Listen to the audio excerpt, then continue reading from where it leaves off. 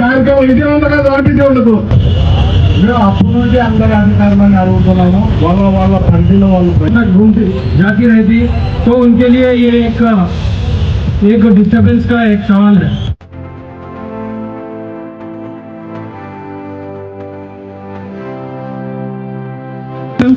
Traffic ఇబ్బంది నుంచి ఒక టైంకి రీచ్ కాకపోవడం కానీ, లేకపోతే అంబులెన్స్ ఉంటే అంబులెన్స్ స్ట్రక్ అయ్యే విషయంలో కానీ ఎన్నో ఉంటాయి సమస్యలు.